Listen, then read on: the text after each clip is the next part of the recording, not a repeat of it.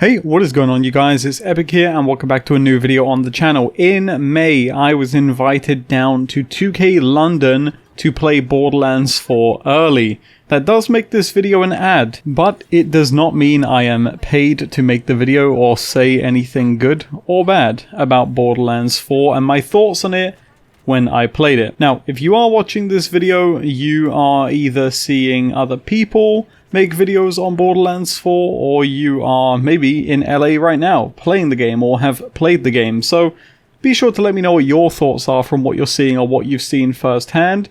These are going to be my thoughts on what I had seen. Now, it is important to note before we get into this video something which is incredibly important to make a note of.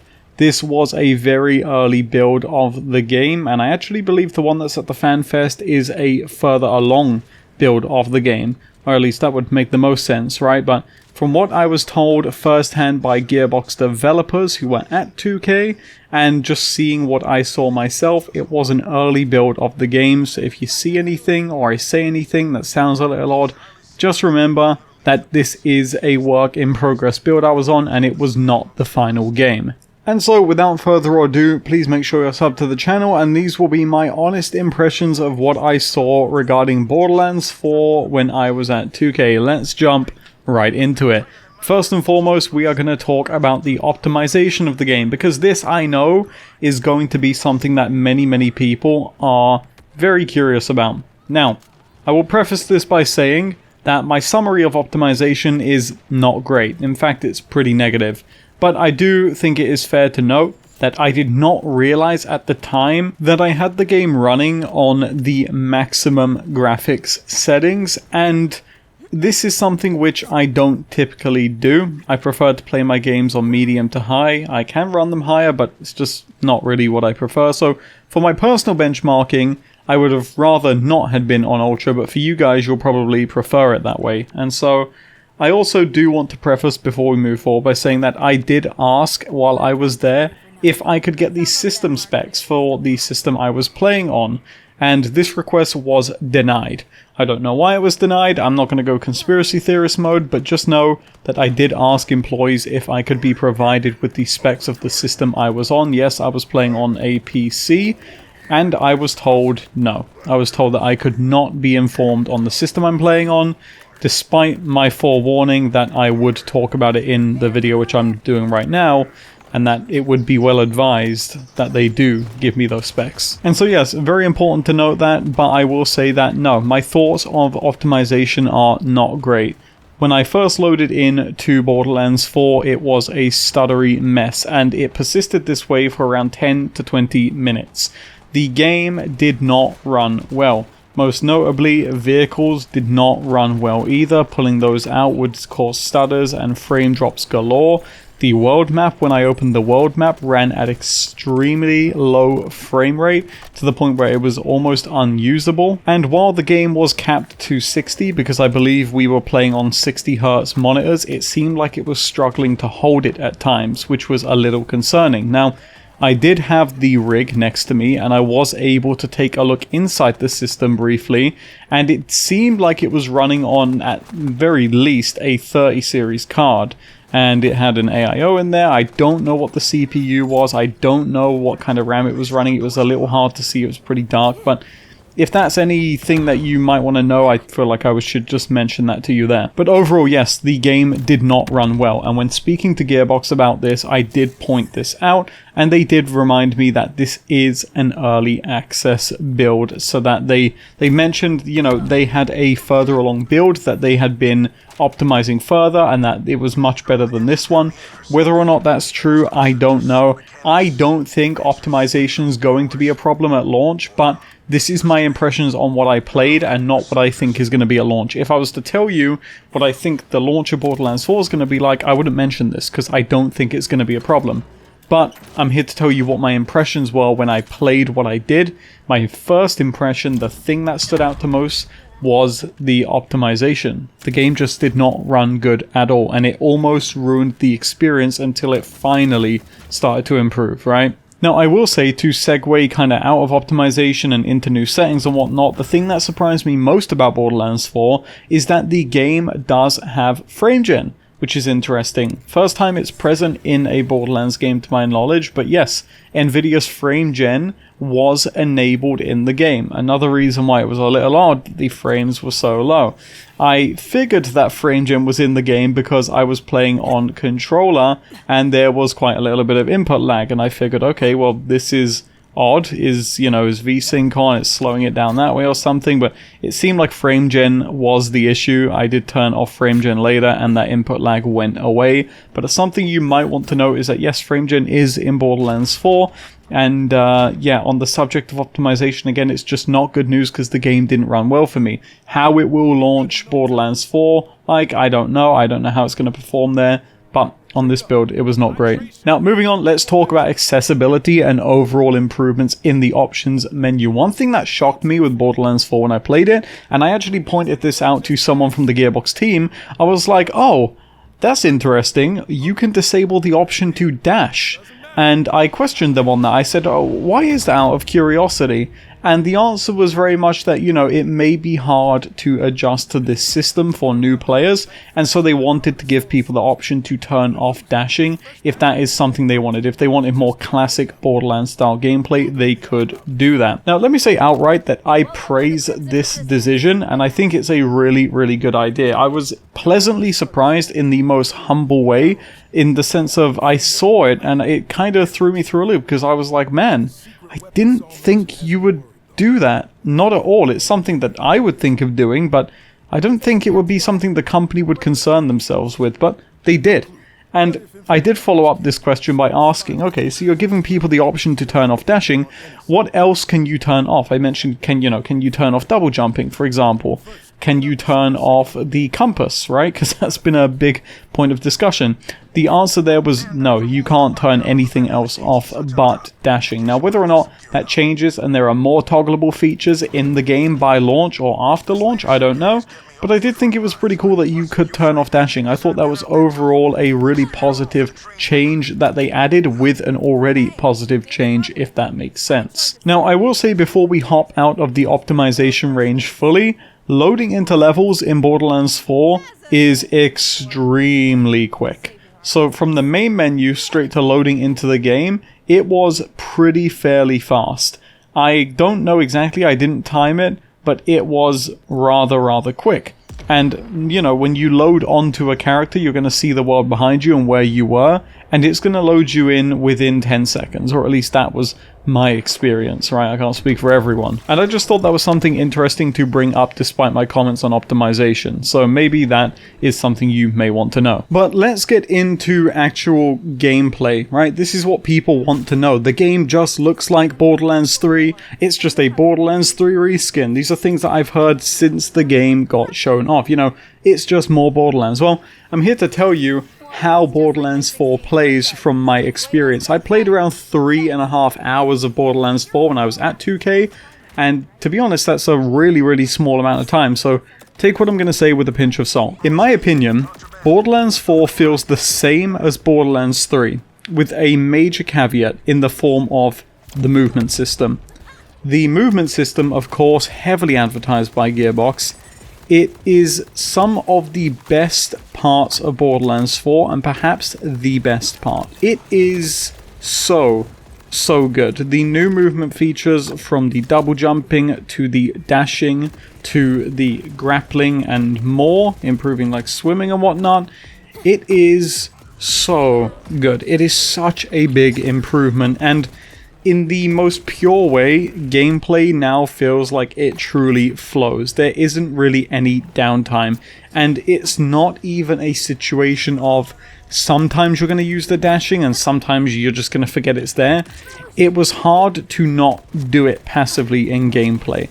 I found myself unable to not do it, and I thought that was something which was really interesting, and I was self-aware at the time of, like, wow, look at this, look what I'm doing right now. I'm dashing around. Now, of course, if you play Wonderlands Redux, you'll know that dashing does feel that way, and it does feel great.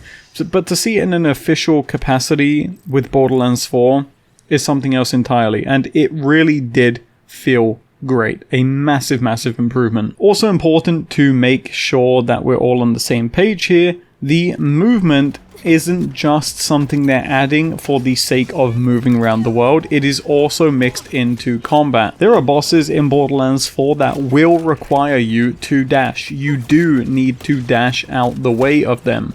And there are things where you will need to double jump to progress, and you are going to probably need to swim to get around some stuff to reach secret areas. But above all else, what I really liked about the movement system is that it evolves as you play Borderlands 4. As you find secrets and do different challenges and whatnot, your movement is going to get upgrades where you'll be able to glide longer, or maybe you'll be able to dash further and whatnot. And I think this is the absolute best way to go about it. Like, hands down, I am so happy that that is the way they have went with it. But I'll tell you straight up that if you've played Borderlands 3, you've played Borderlands 4 on the gunplay front. There's nothing really brand new about the gunplay which makes it feel any different. So in the sense of game feel, game feels like Borderlands 3. In the sense of mechanical improvements and new features, it is Borderlands 4. It is its own thing. It is the first time that Gearbox has ever made an evolution of Borderlands instead of just more iterations of the game. I think that's something to commend them on. In a time where most of the community is just headhunting for hate and, rage baiting for views, it's important to give Gearbox their flowers where they deserve it. They absolutely deserve it here. Borderlands 4 feels like an evolution of the franchise, and in the most pure way, something which I've been thinking a lot, Borderlands 4 feels like what Borderlands 3 was supposed to be. Now, on the subject of the gameplay and the new mechanics, we do need to talk about the new medkit system, the syringe system. Basically, in-game now, there is a new way to heal in Borderlands. While there is lifesteal in Borderlands 4, the way you're actually going to be healing or giving yourself different buffs is with this new medkit syringe system. And this was something that Gearbox pointed out right away to take use of. And let me tell you, you absolutely do need to use it, and that may backfire on them. So let me explain. On controller, I don't know what it is on mouse and key, but on controller there is a D-pad binding where your character will take out a syringe and inject themselves to heal themselves or give themselves different buffs for, like, splash radius, elemental damage, movement speed and whatnot. And this is something which I felt was a welcome addition, but I will honestly say that it kind of felt a little bit obnoxious, tedious, and forced. The primary function of these is literally to heal you. If you're about to die, you pop it and you heal yourself in combat. And let me be clear, you absolutely have to do that in most scenarios because Borderlands 4 is genuinely hard. Something which I hope they don't change, because I think a hard Borderlands game is truly what we need. If you want real replayability and you want content to thrive as well, especially, right, like people looking up tips and locations and whatnot, it's all about difficulty. One of the things I recall about Borderlands, the pre-sequel when it launched, is that people were having a really difficult time with it, and guides online started to blow up, right, because people wanted those tips to survive and they needed it in a way. Borderlands 4 is a genuinely hard game, and these medkits do need to be used in combat or you will die. There were many times where even in Fight for Your Life, I could not get into a second wind. It was really difficult. So this new mechanic with these syringes and these medkits, it felt like something which I had to rely on almost. But what was interesting is that the deeper I got into the game, the more I started to realize, oh, there's new ones I can pick up that buff my movement speed and give me damage. And I think when people get to endgame and get their builds together, that's what they'll actually be using, because lifesteal is going to do most of the heavy lifting. But I will say, to commend them for this feature, it is nice that if you are struggling with survivability, there is now an actual feature to stim your character to keep them alive. But what with the system being tied to a cooldown rather than ammunition like a grenade would, I am a little worried that it will be relied on, and if someone doesn't, have the cooldown rate to get it up in time, they are going to be in a lot of trouble. But despite what I just said, is it going to be a big deal? I don't think so. This is just my impressions, but I'm not you and you're not me, so there's that. Now, next, let's talk about how big the world of Borderlands 4 feels. This is a tricky subject for me because I feel like Borderlands 4 is genuinely huge. Like, genuinely huge. But at the same time, I don't know what it is. I've just got something in my head that, like, yeah, it's big and it's a, you know, an open world or a seamless world, whatever you want to call it. But, like, at the same time, Borderlands 3 was huge. And if Borderlands 3 was, quote, seamless, it, I almost think, would be bigger than Borderlands 4. But something that's very important to note about this is that I haven't seen the whole world of Borderlands 4. So how should I know that BL3 is bigger than it? That's why I said I've just got this thing in my head. It's a feeling. I don't know for a fact. And for full transparency, when I was playing Borderlands 4, they had it locked to one region of the map, and a pretty small region at that. So I don't think in any capacity I should be, you know, telling you that, no, this is a really small world, but it's just a feeling of mine. I don't know what it is. The world is really big, but there is a lot of empty space in the world, and it does make me wonder, is there empty space because there's just not too much to do in the world? Or is it empty space because the world is just genuinely huge? I don't know. But the world had this sense of exploration on a grand scale. There were so many things to go and do. There was so many things that I couldn't really wrap my head around. Like, you know, when you start Borderlands 2, you know where to go and get a dedicated enemy to spawn, but I just didn't have that knowledge here, so I felt like a small fish in a big pond, and it is tough to say, is that because the world is genuinely empty, or is that because the world is huge? I don't know. I am cautiously optimistic how it will play in the full game, but we'll just have to see when the game launches. And I will say on the subject of the world that I am a little worried at how DLC is supposed to work, right? Like, this is a pretty big deal, and I don't know anything about the story of Borderlands 4 in the sense of, are we going to have a way to teleport to other worlds like we did with Sanctuary in Borderlands 3, right? We know that Elpis is a part of the game, but how can we go to Elpis in the game? I don't know. How do we go to a new DLC area if there is one? I don't know. But I do have a suspicion though, and I'm going to say it very bluntly. I think Gearbox are completely lying about the no loading screens thing. I don't think there is any world where Borderlands 4 launches and there is not a loading screen at some point. There is absolutely no way they are going to get us to Elpis without some form of loading screen, and if they do, and if Gearbox are watching this video and you know for a fact that you do in the game, I tip my hat to you, because I genuinely don't see that being a thing. It's just my, you know, prediction, but if that does happen in game, then fair play to you guys, right? I mean, it can be done, but is it going to be done? I don't know. Also, quick side note here, the new introduction title card screens for characters in this game are incredibly cool and a lot more stylistic than they were in the previous ones, and I think that's really dope. Anyhow, let's move on. I want to just talk about a little bit more the new gameplay additions. The changes to SDUs in Borderlands 4 I think is a major win for the series. Basically, now the hidden vault symbols around the map that you remember from like Borderlands 2 and Borderlands 3 and Wonderlands, these will now give you SDU points amongst other collectibles, and that will allow you to upgrade your SDUs. It's no longer done by just purchasing stuff for money. And again, I think this is a major win for the series. It's another way the game is actually evolving instead of just keeping stuff the same. And you know, you don't want to see people review Borderlands 4 and go, yeah, it's just more Borderlands. You want to see them go, wow, okay, they're actually doing something here different, and that's what the new SDU system is doing, and I think that is really cool. It is a serious breath of fresh air, but I will say it might get frustrating to have to do it every playthrough. I am a little concerned about that, especially when we know we are going to be getting 2 DLC Vault Hunters after launch. That's 6 characters. I don't know if that's going to get really annoying. We'll just have to find out. And on the subject of finding out, I do quickly want to talk about Echo 4. So Echo 4 is 100% Gearbox's version of Ghost from Destiny. At least that's how it feels. Again, it's tough to talk about this because it's an early build, but again, I was sent there to play the early build and talk about the early build, so that's what I'm gonna do. Echo 4 felt a little bit pointless.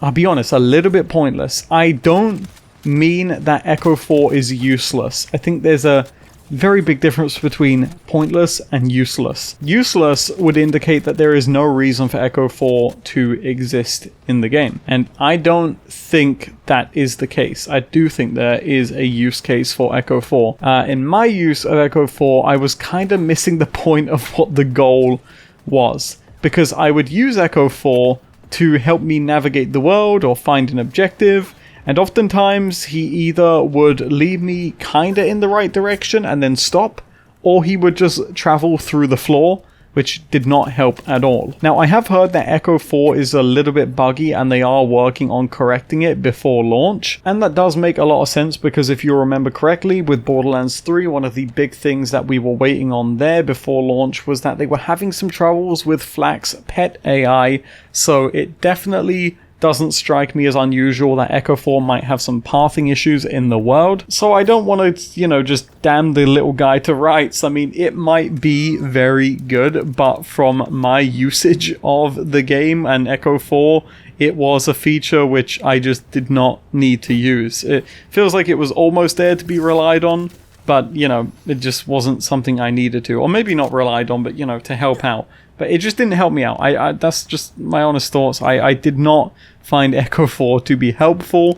The sequence when you die now involves Echo 4 coming over and reviving you. But to be honest, that sequence takes way too long. And I hope it doesn't make people mad at Echo 4 and just find it, just really annoying. I'm kind of nitpicking here, but I just want to go through my individual thoughts of parts of the game and just let you know what I thought there. But Echo 4... maybe it's going to be good in the final game. In the early build I played, I found it pretty derpy, and oftentimes it led me nowhere and made me more confused than it perhaps was supposed to. Now, lastly, let's talk about dedicated drops and dedicated spawns in Borderlands 4. So, I did get to fight some bosses in my time with the game. Very juicy stuff. The bosses that I did fight were very, very fun, and I did get a dedicated drop while I was playing Borderlands 4, so they aren't lying, there really is dedicated drops in the game. But I do have a worry that I would like to bring up, and I want this to be the biggest takeaway with the video. There was one boss in particular I killed that was part of a mission. I killed him, I save quit because that's in my second nature, and then I went back to the area to fight the boss again, and the boss was not there. And I was very, very worried. I was thinking, is this a bug? What's going on here? So I spoke to someone from Gearbox. I said, hey there, this boss hasn't respawned, but you guys are advertising that dedicated drops are going to be there day one. Why does this enemy not respawn? And the answer that I got, because I had asked if this was a bug, remember, was that it was intentional. And that this boss did not respawn. But you could find the boss out in the world randomly, like a rare spawn. Oh, brother. Oh, brother. So, as soon as I heard that, I went a little wide-eyed and I said, interesting. I was like, does the boss have a dedicated drop? And the answer was, well, I'm not too sure. Which, fair enough, right? Here's the problem. If the boss does have a dedicated drop, that is a big, big, big issue, right? Like, that's a big, big issue. Really big issue. If the boss doesn't have a dedicated, not the end of the world. But hearing that this boss, who we're not sure if it has a dedicated drop or not, doesn't respawn after you kill it, but you can go and randomly find it in a public event, that's a little worrying. Like, that's really, really worrying.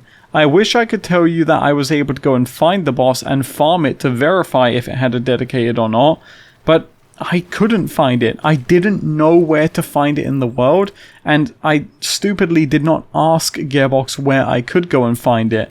But to be honest, even if I did ask Gearbox where can I find it, I doubt they would have told me, or they probably would have just said it's random.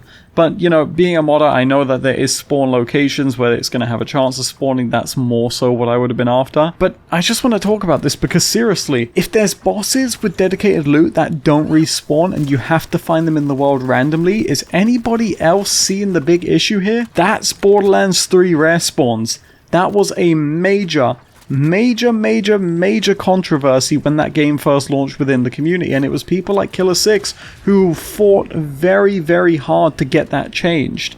And everybody celebrated when that happened. If this is what I think it is, we're gonna have a repeat of the rare spawn situation. Gearbox, if you're watching this video, please don't let that be the case. If this boss, I can't for the life of me remember the name, and honestly for the sake of spoilers I'm not going to mention it anyway. If this boss has a dedicated, or any boss for that matter in the game has a dedicated, but they don't have a dedicated spot they spawn at, you've not fixed the dedicated issue. When we say dedicated drops, dedicated spawns are a part of that. So if it's not there, if we've only got one and not the other, you see the problem here, right? Like, to have dedicated drops, you need dedicated spawns. To have dedicated spawns, you need dedicated drops. It doesn't work one without the other. It's a yin-yang here, and they need to fit together. But aside from that, let's talk about my closing remarks on Borderlands 4. Overall, I think that the changes to the skill trees are really cool. It's hard to say for sure what I concrete think of them because I just haven't had long enough with the game. Believe it or not, 3 hours isn't really enough to make, a full, put together opinion of everything. But I do think the skill trees look cool. I thought that the characters were decently fun. It's hard to say if they were underpowered or overpowered because, it was such a small subsection of the game. I surprisingly thought that the writing was actually pretty good. So hats off to the writing team there. There were a few jokes that did make me laugh. Whether or not the whole game will be like that, I don't know. I actually thought that the boss I was going after was quite intriguing, and I am excited to find out what happens next with that boss because it was a pretty cool mission, to be honest. I thought it was pretty well wrote and it did get me invested and drawn in. The changes to the options and accessibility options is just so great. I think that is probably my biggest takeaway. I know that for someone who's just looking forward to the game, probably not going to do much for you, but I'm a massive nerd and that stuff really does a lot for me personally.